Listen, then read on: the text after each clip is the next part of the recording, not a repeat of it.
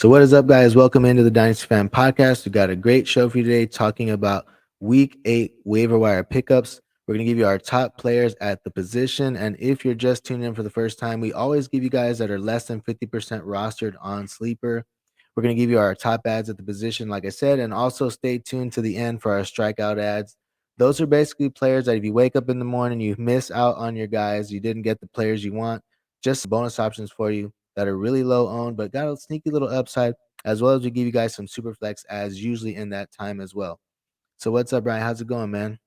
It's going good, man. Excited to talk some waivers because I definitely need some options for all my Brees Hall shares. Yeah, man. I hear you, man. It's gonna be tough. But there's a couple of options. There's a couple of options. We'll see. Hopefully you get some good production, some fill-ins for you. So moving in to the tight end, Greg Dulcich, right? Doing well right now. So he's got back-to-back games. He's finally getting some snaps, right? He basically didn't play any snaps the first, few weeks of the season. Now last week he got you 71% of snaps, this week 59.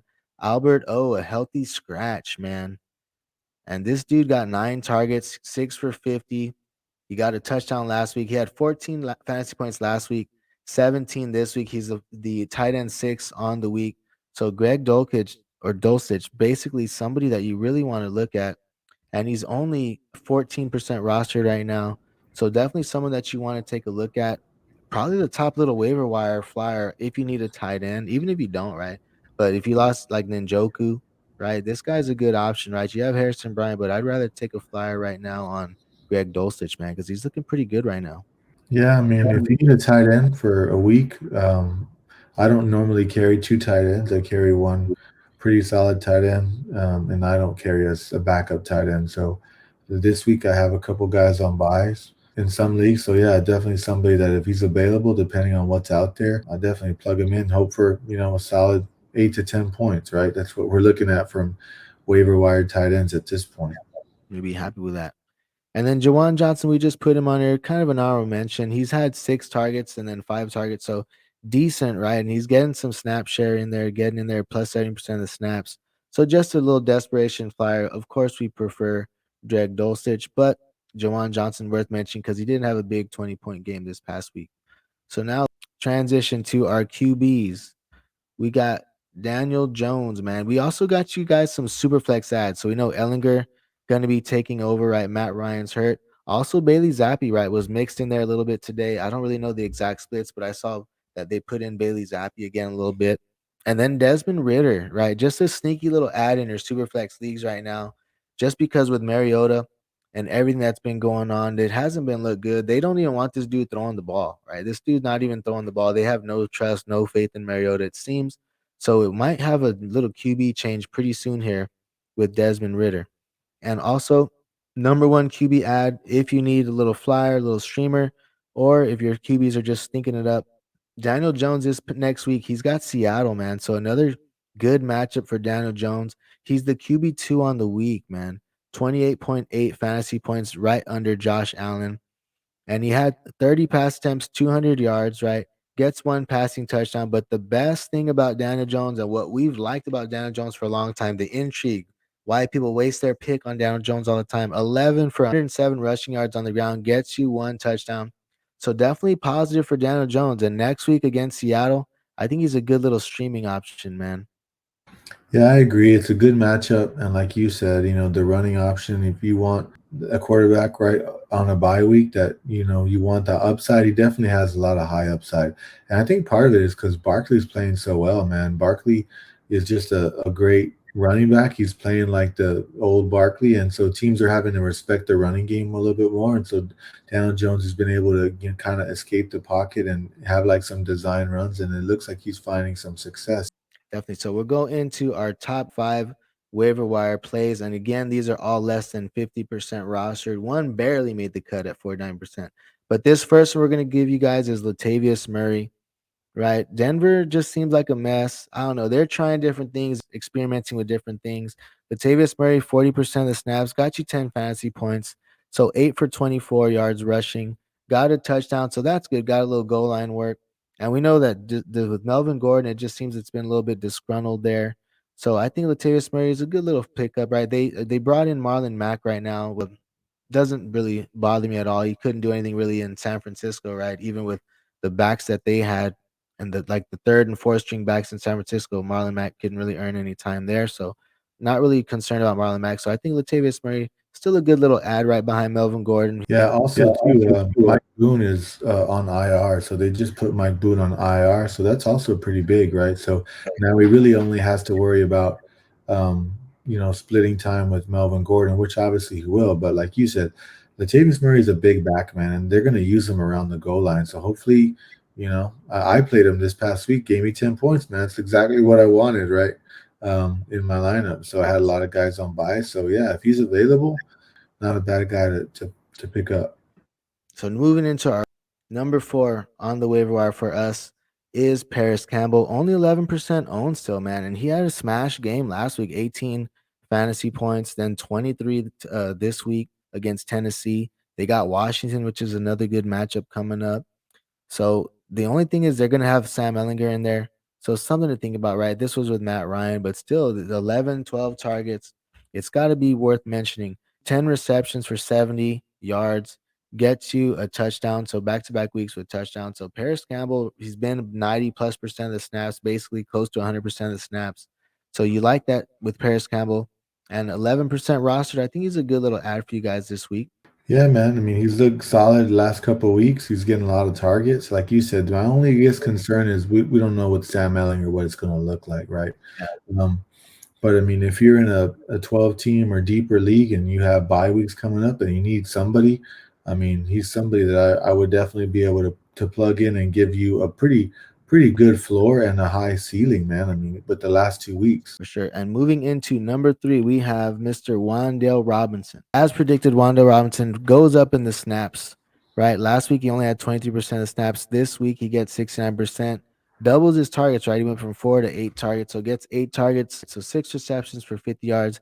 Not bad for Wandale Robinson, right? They seem like they want to get him involved, right? They got him involved early, and then it just kind of went away from him. But I like Wandale Robinson. I think he's got a lot of upside. He's got speed, right? He looks like a good weapon for them in that offense. So I think that he's going to get more and more usage, and I think that they'll also just manufacture some touches for him. So I think that it's going to continue as he continues to grow in that offense. Yeah, man. I mean, they don't have a lot of pass catchers there, right? They have a bunch of guys that are hurt or out for different reasons. So, I mean, I like Wandale Robinson. He's somebody that you can plug in, like we said, for you want a guy that can just give you something, right? With a decent floor and a high ceiling, right? If you're that's what you want, if you're looking about plugging in a guy on your bye week. So definitely fits that bill. Yeah, for sure, man. So Wandale, definitely a good little ad. He's 44% owned, so he's still available out there. Now this guy is as close to 50 as you're gonna get, 49%, right? Obviously Deontay Foreman, but Chuba Hubbard, man, Deontay Foreman is over 50% rostered. That's why he's not on here for us. But if he's out there, of course, you can get him. But Chuba Hubbard's still a pretty good option, dude. He played basically 50% of snaps, 46% of snaps. He gets 9 rushing attempts for 63 yards. He gets 3 targets, goal line carry, so he gets a touchdown for you there. 15 fantasy points for Chuba against the Bucks, man. That's pretty good. So Chuba, solid option for you right now. If you're in a pinch, right? You lost Brees Hall, right? There's a lot of people or some people lost Brees Hall this week. So Chuba could be a good little fill in for you guys just to get you, 10 to 15, right? 15 is great with the touchdown, but even if you can get you 10 points, that's great for you guys for these next coming weeks. Yeah, man, it's not looking good right now for us Brees Hall owners. So right now, we just gotta, like you said, kind of just grind it out. I prefer Foreman, but obviously he's not really available in a lot of the leagues that we play in. So yeah, man, I'm gonna put some bids definitely on Chuba, right? Because we have bye weeks coming up, and you gotta have some. I mean, I prefer Chuba over Kenyon Drake at this point, right? I mean, so yeah, definitely gonna have to put some bucks down for Chuba.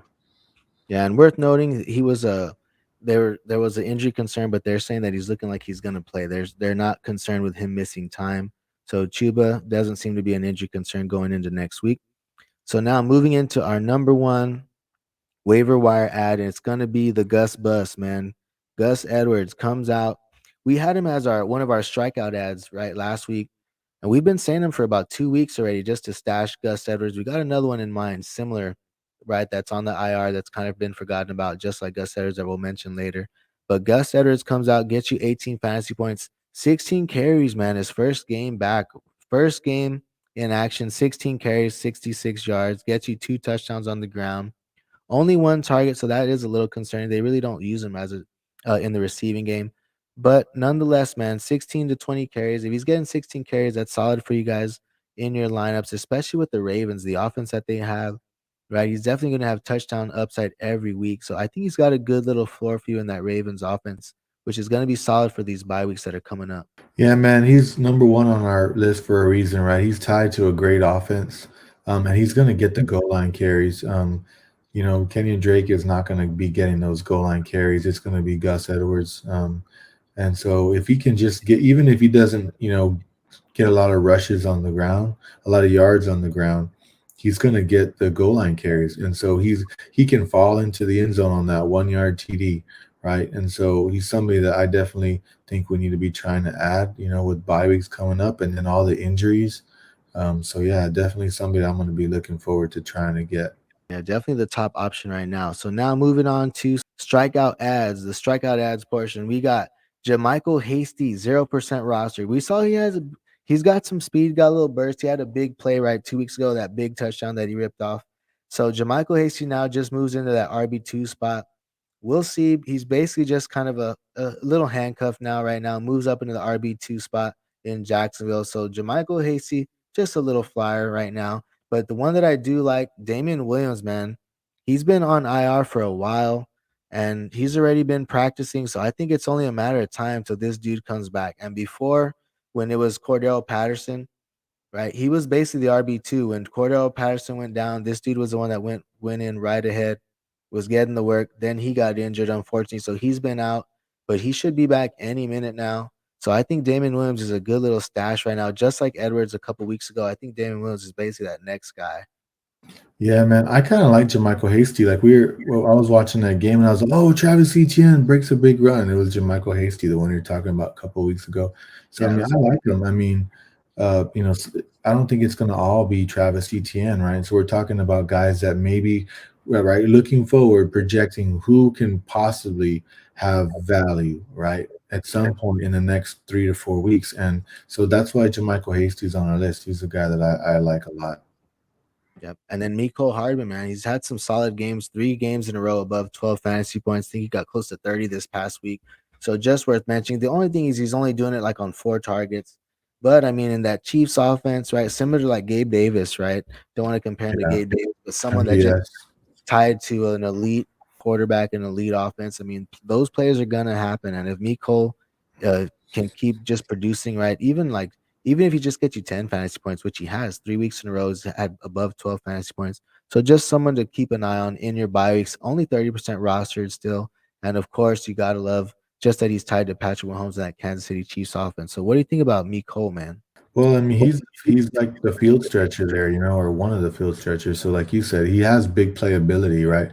If I'm projected to lose in a game on Sunday, right? I'm projected to lose, and I have Mecole Hardman on my bench. He's a guy that I would definitely try to flex because he can go for 3 or 4, but he could also go, like you said, for 25, 30. And Yeah. so, he's one of those guys that I definitely have a lot of shares of in best ball, right? So that's where I really, really like him. But yeah, with bye weeks coming up in deeper leagues, yeah, I'm perfectly fine with putting him at your flex because, like you said, he's tied to a good offense. Yeah, those players are going to hit. He's wide receiver 3 on the week, man. He had 28 fantasy points. So definitely a good little option to stash for you guys, right? And like you said, in a pinch, got some injuries, right? Someone that you want to flex that has some big boom appeal. Definitely one of those options that you could put in there. So that's all you have for you guys today. Thank you guys for tuning in. Be sure to like and subscribe, and be sure to check out our week 7 recap video right here. Thanks, guys. Good luck this week.